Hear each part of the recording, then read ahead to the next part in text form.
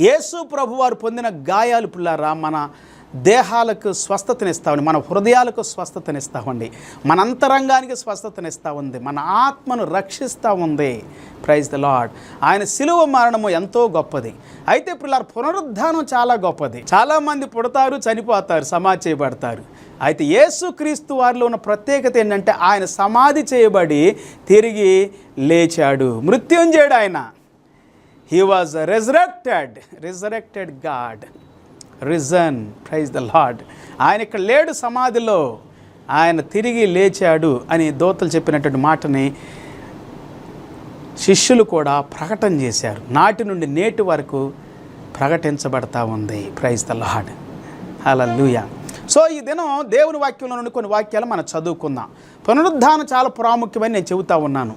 పునరుద్ధానం తర్వాత మనం తీర్పులోకి వెళ్తాం, లేకపోతే కొంతమంది జీవ పునరుద్ధానంలోకి